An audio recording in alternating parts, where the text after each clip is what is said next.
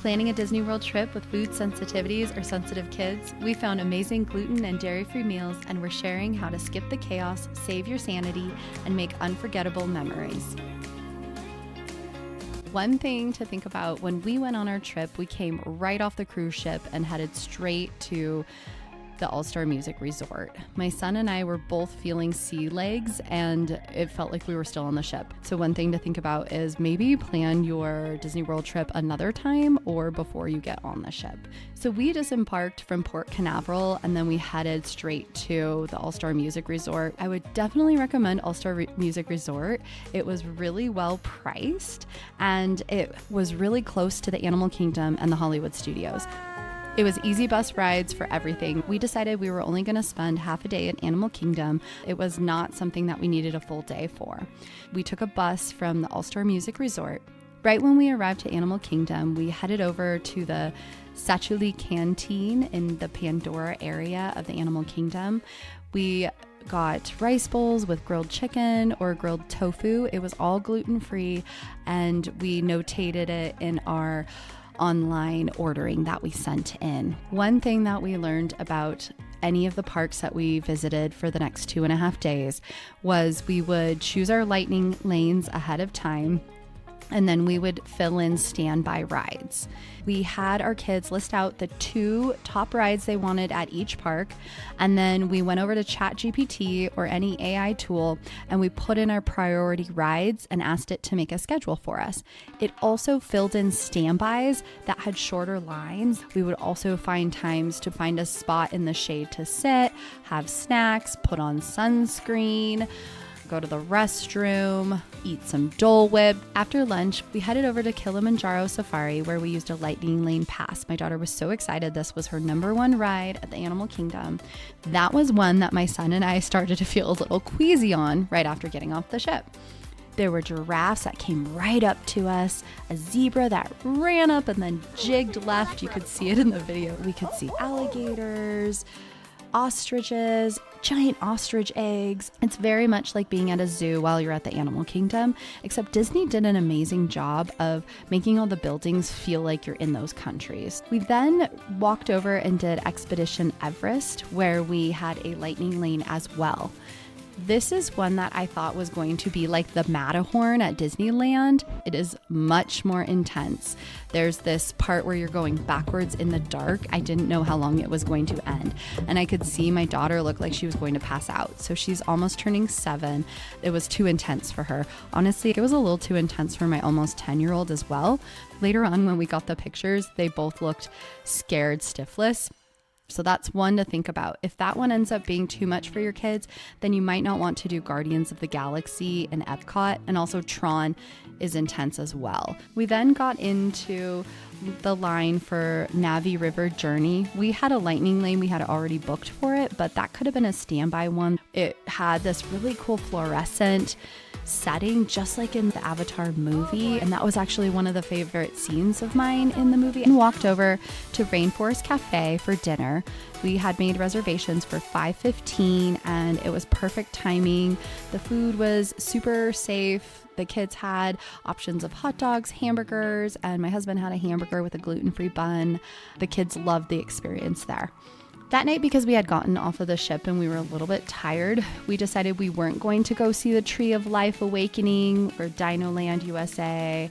So we headed back to the hotel and to the swimming pool. The All-Star Music has a guitar-shaped swimming pool, and the kids were really excited. They had a lot of great, happy energy out there. On day 2, we went to Magic Kingdom. We woke up at 6 o'clock. We ordered breakfast from our app, and then we went over to the intermission food court and picked up the breakfast. They had tater tots, little Mickey waffles for the kids, and they were really excited. They loved it. So after we had breakfast, we rode the bus to the Magic Kingdom. That was the longest line that we had been in at 7 a.m. We had already ordered our Seven Dwarfs Mine Train with a lightning lane ahead. It's 7 days before you go is when you can book it. While we were waiting for the lightning lane, we went on the Dumbo standby ride. We went on the carousel. We really enjoyed the Seven Dwarfs Mine Train.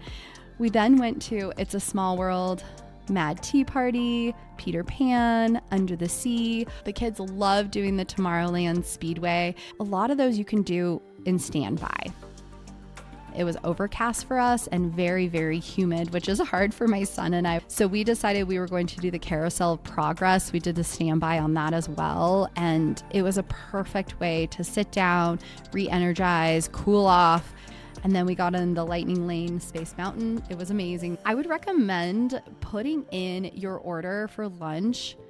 Give yourself like 30, 35 minutes. It was a long wait for lunch that day. We went to Cosmic Rays for lunch. We had gluten-free buns with hamburgers. If you don't need a super celiac safe lunch, they had salads and stuff, which I wish I would have checked out. But usually I just stick with the gluten-free, the same thing the kids are having to make it easy. After that, we were starting to overheat because we're not from the South. So we're not used to that heat that comes around 1 o'clock to 4 o'clock. It was just this radiating heat. A lot of families will go back to their hotel, go to the pool, rest in the room while it's scorching hot, and then go back at night once the sun has set. So going back to the room would have been really nice in that day. We got in the Lightning Lane for Tiana's Bayou Adventure. And while we were waiting for that, we decided we were going to do the parade, find some shade. There was a little spot right around the corner from the Dole Whip. They went and sat and played around with this water fan that we bought at Magic Kingdom. If you have a kid that overheats in that weather, it was really great to entertain them while we were waiting for the parade. I brought the Dole Whip over and we all cooled down. The parade was great. Tiana's Bayou Adventure looked really great. It has great music. One thing, if you have really sensitive kids, a heads up, is there's a lot of fake drops. So you think it's the end drop, but it was like 3 or 4 drops. Every time I thought it was it, my son like had a heart attack thinking like, this is it. And he's like, that was really intense for my system. Also, if you're doing Tiana's ride and you don't want to get wet, we had bought the rain ponchos. So that's a really great one for when you have sensitive kiddos. We then did Aladdin's Magic Carpet and Pirates of the Caribbean standby ride. We had booked dinner at the Diamond Horseshoe in Liberty Square. It's an all-you-can-eat style dinner. They bring you the food and it's really easy to find gluten-free, dairy-free here. They had everything pre-planned. You choose if you want everything. And then if you want more of stuff, you can. It tasted like a Thanksgiving dinner. They had amazing gluten-free gravy, which can be so hard to find. We loved it. And we even asked for extra apple cake at the end because the kids tried to eat all of mine, of course, right? We had booked the Lightning Lane for Tron that night at 6:50 p.m., but we decided it was going to be too much for us. Once we walked up and we experienced what it looked like, and I asked the kids, does this feel like too much? I know you could do this and you could handle this, but is it going to be fun? They said, I think Tron would be too much for me, Mom. I don't want to do it. We could see the kids were melting down. We had overstayed our welcome that day. So we returned to the hotel about 7:30-ish. Day 3 was my son's favorite, Hollywood Studios and Epcot in the afternoon. We ordered our breakfast again at the intermission food court. My husband and I were like, we cannot eat these hash browns for breakfast because our stomachs do not enjoy them. So we ordered oatmeal. It came with maple syrup and raisins, and we brought our own walnuts. I wanted to share that with you guys. If you're not into processed food as much, that helps you to jumpstart your day. We jumped on the bus to Hollywood Studios around 8 a.m. We did have to watch a bus fill up and leave that morning, so it was popular that day. Once we got to Hollywood Studios, we walked right in 8:30 in the morning that day. It was nice and cool. We walked right onto the Star Tours. The Rise of Resistance is such a popular ride that you need to book that Lightning Lane early on, that 7 days prior, and try to get the first morning time you can because that's going to really help you with your day. So he did the Lightning Lane for the Rise of Resistance, and both of them loved that ride.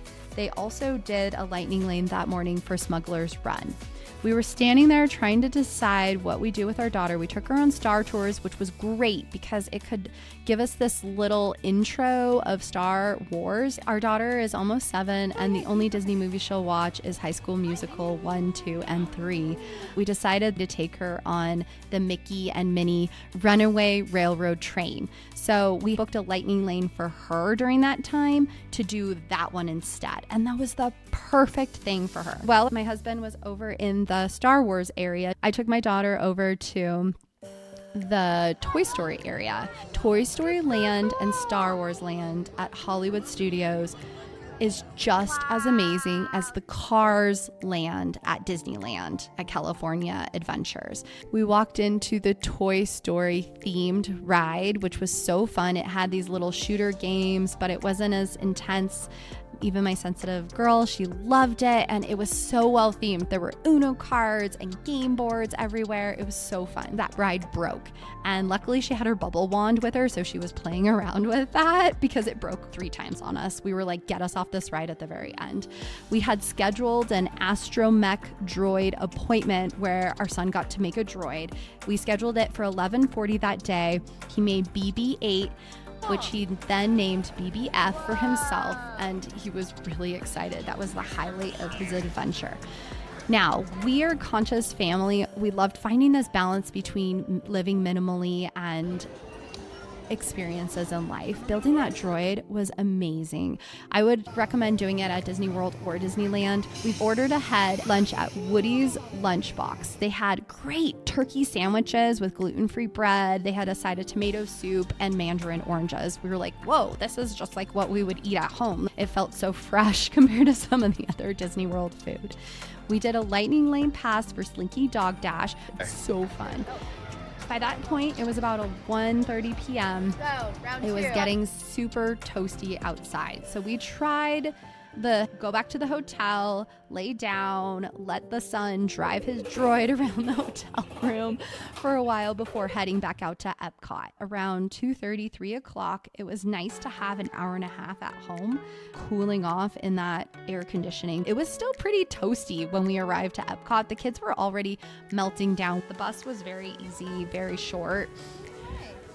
We had already purchased a lightning lane for Guardians of the Galaxy, which was so sad because we didn't use it. This ride was more intense than the Expedition Everest, and so we said, this isn't worth it. We're not going to do that. So we did Spaceship Earth with a standby pass.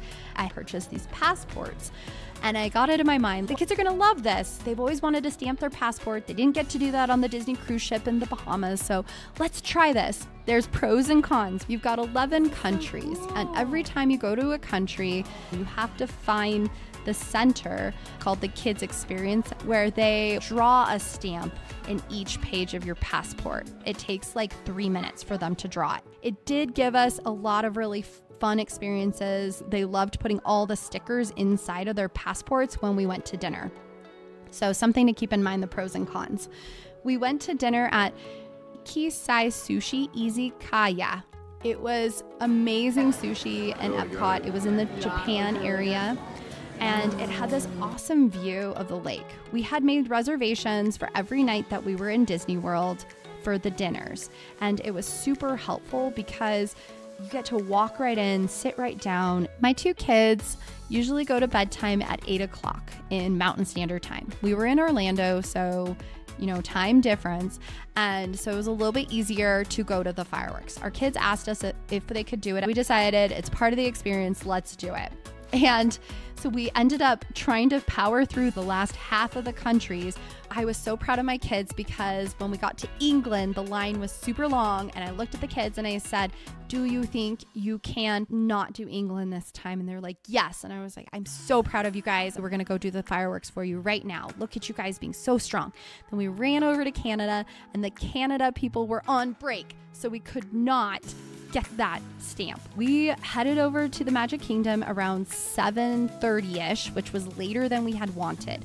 You have to take 2 monorails. When you get there, there's a area in the crowd where everybody is standing behind the tape. We didn't know that at 8:20-ish, they opened everything up and said, walk toward the castle. They just opened everything. All the pathways opened up and you got to walk toward the castle.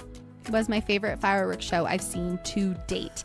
They projected images onto the castle. They had all these fireworks that kept going off, little pixie dust on the projection onto the castle. Tinkerbell flew over the area, over our heads into Tomorrowland.